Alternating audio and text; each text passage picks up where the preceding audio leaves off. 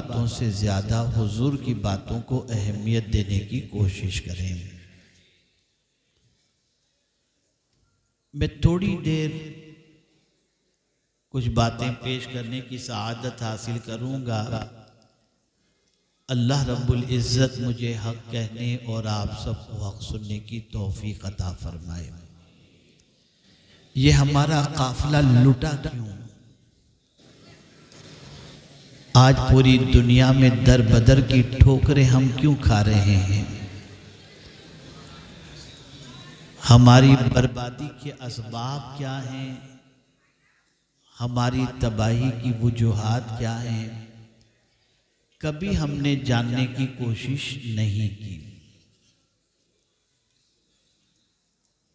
और ये भी जानने की हमने कोशिश नहीं की कि दुनिया और आखिरत में अल्लाह के रसूल सल्लल्लाहु अलैहि वसल्लम का कुर्ब कैसे नसीब हो सकता है।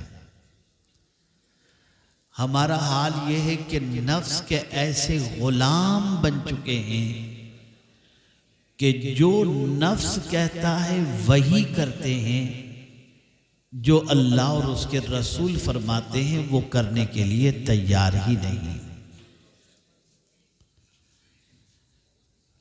मैं 2-3 हदीसें आपकी समाअतों के हवाले करूंगा और इस एहसास के साथ कि एक बड़ा मजमा अदम तवज्जो का शिकार है, लेकिन ऐसा नहीं कि सबकी तवज्जो नहीं है। कुछ ऐसे भी अल्लाह के बंदे हैं जो मुकम्मल तवज्जो के साथ गुफ्तगू को दिल के नेहा खाने में उतारने की कोशिश करते हैं। तो शायद एक के दिल में भी बात उतर जाए और वो अपनी जिंदगी को संवार ले, तो मेरे आने का मकसद भी पूरा और आपके आने का मकसद भी पूरा। हुजूर क्यों तशरीफ लाए? तो रसूल रहमत सल्लल्लाहु अलैहि वसल्लम इरशाद फरमाते हैं, मैं मकारिमे अखलाक की तकमील के लिए भेजा गया हूं।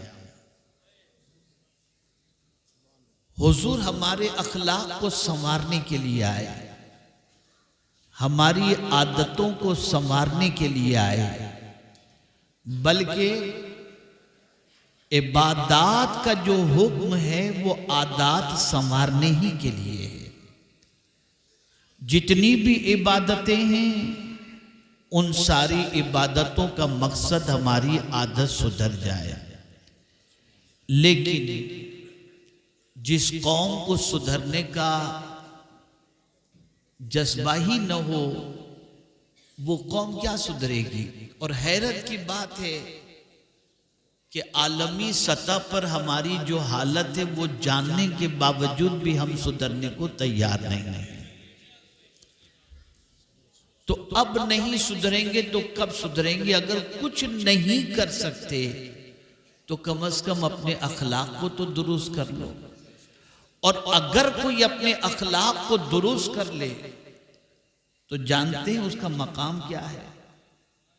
आकाए करीम सल्लल्लाहु अलैहि वसल्लम इरशाद फरमाते हैं, तुम में मुझे सबसे ज्यादा महबूब और कयामत के दिन मुझसे सबसे ज्यादा करीब वो होगा जिसके अखलाक सबसे अच्छे।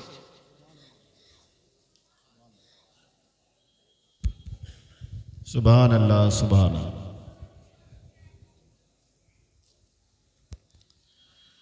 और कयामत में मुझसे सबसे ज्यादा दूर वो होगा जिसके अखलाक खराब होंगे।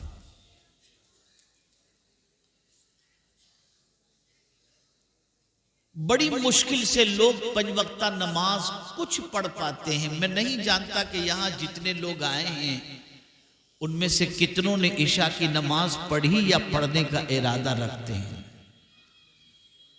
बमुश्किल तमाम लोग पंजवक्ता नमाज पढ़ पाते हैं। बमुश्किल तमाम लोग माह रमजान के रोजे रख पाते हैं। लेकिन वो खुश नसीब जो हमेशा रोजे से रहते हो, और वो खुश नसीब जो हर रात अल्लाह की बारगाह में सर्ब सुजूद होते हो। कायमुल लैल और साइमुन नहार। हमसे पीर जुमेरात का रोजा नहीं रखा जाता, तहज्जुद की नमाज अदा नहीं कर पाते, लेकिन अल्लाह के कुछ बंदे ऐसे भी हैं जो मुस्तकिल रोजे से रहते हैं और हर रात जागकर अल्लाह की बंदगी में गुजारते हैं, लेकिन हम जानते हैं कि हम वो नहीं कर सकते। तो हुजूर सल्लल्लाहु अलैहि वसल्लम ने इरशाद फरमाया, जिसके अखलाक अच्छे हों वो अच्छे अखलाक वाला अपने अच्छे अखलाक की बुनियाद पर कायमुल लैल और साहिमुल नहार के दर्जे तक पहुंच जाता है।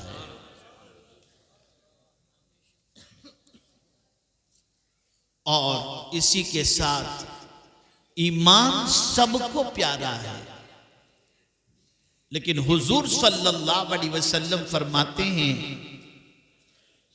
वो मोमिन जिसका ईमान अगर तुमको कामिल देखना हो तो कामिल ईमान वाला वो है जिसके अखलाक अच्छे हों, वो कामिल ईमान वाला है। मैं एक छोटा सा सवाल पूछता हूं, मैं महसूस कर रहा हूं हमारे कुछ भाई ये समझते हैं कि फोन पे बात करना, इशारे बाजी करना, अलग से खड़े रह करके गुफ्तगू करना, ये सारी चीजें हमारे लिए बिल्कुल जरूरी है। अगर हम नहीं करेंगे तो हमारा प्रेजेंस नहीं समझ में आएगा। तो हकीकत ये है कि कोई भी बाहर का इंसान आपकी इस हरकत को देखकर कभी आपको अच्छा मुसलमान तो तसव्वुर नहीं कर सकता। जो नबी की बातों को अहमियत न देता हो और अपनी बातों को अहमियत देता हो, भला वो अच्छा इंसान कैसे हो सकता है। अब दो बातें जहन में महफूज कर लें और फिर मैं अपनी गुफ्तगू को खत्म करता हूं। पहली बात, अखलाक किसे कहते हैं? खुल्क और खल्क दोनों का मादा एक है। खल्क और खुल्क या खुलुक दोनों का मादा एक है। खल्क कहते हैं जो नजर आए, ये जो हमारा वजूद है ना, हाथ पैर आंख कान, ये वजूद नजर आता है। तो जो आंखों से दिखे, जो नजर आए, उसे खल्क कहते हैं, और जो महसूस किया जाए उसे खुल्क कहते हैं। अखलाक महसूस किए जाते हैं। एक मतलब दुरूद शरीफ पढ़ लें। अल्लाहुम्मा सल्ली अला सय्यिदिना व मौलाना मुहम्मदिन मअदिनिल जूद वल करम व आलिहि व अस्हाबिहि व बारिक वसल्लम। अखलाक महसूस किए जाते हैं। किसी का मुस्कुराकर मिलना, किसी का नरम लबो लहजे में गुफ्तगू करना, किसी का जो है अच्छे अंदाज से चलना, ये सारी चीजें जो है वो महसूस की जाती हैं। तो अखलाक महसूस किए जाते हैं। और ये बात याद रखना कि खल्क का असर आंख कबूल करता है, आंख कबूल करती है, और खुलुक का असर दिल कबूल करता है। जिसके अखलाक अच्छे हों उसकी मोहब्बत अल्लाह दिल में पैदा फरमाता है। रसूल आज़म सल्लल्लाहु अलैहि वसल्लम के अखलाक इतने अजीम थे, इतने ऊंचे थे कि अल्लाह रब्बुल इज्जत जल्ल जलालहू ने फरमाया, व इन्नका लअला खुलुकिन अजीम। अल्लाह के रसूल सल्लल्लाहु अलैहि वसल्लम के अखलाक की तारीफ खुद रब्बे कदीर जल्ल जलालहू ने फरमाई। अगर कोई सैयद साहब के अखलाक की तारीफ करे तो फिर भी वो इंसान है, कोई मौलाना रजा जामी अजहरी साहब के अखलाक की तारीफ करे तो फिर भी वो कोई इंसान ही तारीफ करेगा।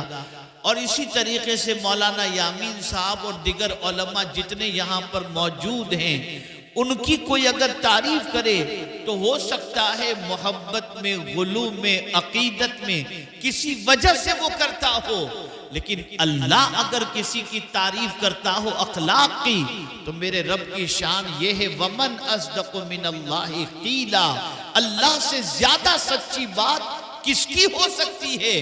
तो मौला हुजूर के अखलाक की तारीफ करता है और फरमाता है व इन्नका लअला खुलुकिन अज़ीम। लेकिन उसके बावजूद, बस ये अर्ज करके मैं अपनी गुफ्तगू खत्म करता हूँ, आप लोगों को गुनहगार नहीं करना चाहता, मैं बस इतनी सी बात करके अपनी गुफ्तगू खत्म करता हूँ। जिस हुजूर के अखलाक इतने अजीम कि अल्लाह उनके अखलाक की तारीफ करे, वो क्या करते थे? वो जब आईना देखते थे ना, आप और हम देखते हैं तो मूछें तो नहीं बढ़ गई, बाल इधर तो नहीं बिखर गए, रंग काला तो नहीं हो गया, हेयर स्टाइल तो सही है, अमामा सही बंधा हुआ है, कुर्ता सही, हम आईने में देखते हैं तो ये सारी चीज़ों को देखकर दुरुस्त करते हैं। लेकिन जिनके अखलाक को अल्लाह ने अजीम फरमाया, वो रसूल जब आईना देखते थे तो क्या कहते थे, क्या दुआ पढ़ते थे?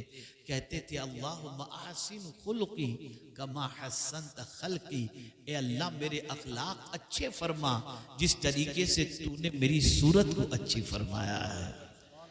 आप मुझे बताइए, जो इतने बड़े अखलाक के मालिक थे, वो भी अल्लाह की बारगाह में मजीद अच्छे अखलाक की दुआ करते हैं। और आज हमारा हाल ये है कि अखलाक में इतने गिरे हुए हैं कि जिसकी कोई इंतहा नहीं, फिर भी अपने अखलाक के दुरुस्त होने के सिलसिले में अल्लाह की बारगाह के अंदर दुआ नहीं करते। मेरे प्यारे आका सल्लल्लाहु अलैहि वसल्लम के प्यारे दीवानों, आप अपने अखलाक को दुरुस्त करें। जहाँ इल्म की ज़रूरत है वहीं अखलाक की भी ज़रूरत है। और ये बात अच्छी तरीके से याद रखें, माँ बाप की तरफ से औलाद के लिए सबसे बड़ा तोहफा अच्छे अखलाक हैं, अच्छे आदाब हैं। और मैं समझता हूँ आज के माँ बाप इस पर तवज्जो नहीं देते। अल्लाह करे कि सरकार सल्लल्लाहु अलैहि वसल्लम के सदक़ो तौफ़ैल हमारी कौम अपने अखलाक को दुरुस्त करने की कोशिश करे। और ये बात याद रखें, जिस बेअदबी का मुजाहिरा आप इस महफिल के अंदर कर रहे हैं ना, शायद आपको मालूम नहीं कि आप अपने रब के गजब को भी दावत देते हैं और रसूल की नाराजगी को भी दावत देते हैं। कितने ताज्जुब की बात है कि बात अल्लाह और उसके रसूल की जाए, लेकिन आपकी तवज्जो भी न हो, आप अहमियत भी न दो, आप अपने में मस्त रहो। अगर ऐसा मिजाज आपने रखा तो फिर आप तशरीफ क्यों लाए? किसी भी दीनी महफिल में जाओ तो पूरी तवज्जो के साथ अल्लाह और उसके रसूल के जिक्र पाक को समाअत किया करो, इसलिए कि अल्लाह और उसके रसूल की बातों से बढ़कर किसी की बात नहीं हो सकती और अल्लाह और उसके रसूल से ज्यादा हमारा भला चाहने वाला कोई दूसरा है भी नहीं। तो अपने अखलाक को दुरुस्त करो, अपनी आदतों को दुरुस्त करो, इल्म भी हासिल करो, नमाज की पाबंदी भी करो। और याद रखें, अखलाक के सिलसिले में दो चीजें बहुत अहम हैं, एक है जबान और एक है दिल। आप याद रखें, अल्लाह ने इन दोनों को नरम बनाया है, दोनों में हड्डी नहीं रखी। इसलिए वो बंदा बहुत खुश नसीब है जिसका दिल भी नर्म हो और जिसका लबो लहजा भी नर्म हो। अल्लाह ने दोनों में हड्डी नहीं रखी ताकि बंदा नरमी से गुफ्तगू भी करे और अपने दिल में लोगों के लिए नरमी भी रखे। इसलिए कि हुजूर सल्लल्लाहु अलैहि वसल्लम के अखलाक में ये बहुत बड़ा सरकार का खुल्क था कि रसूल रहमत सल्लल्लाहु अलैहि वसल्लम लोगों के लिए नरम दिल थे। अल्लाह करे कि मेरी ये मुख्तसर सी गुफ्तगू किसी साहिब दिल के अंदर उतर जाए और वो अपनी ज़िंदगी को संवारने की कोशिश करे। इन्हीं कलिमात खैर पर मैं अपनी गुफ्तगू को ख़त्म करता हूँ। व मा अलैना इल्लल बलागुल मुबीन। अस्सलामु अलैकुम व रहमतुल्लाहि व बरकातहू।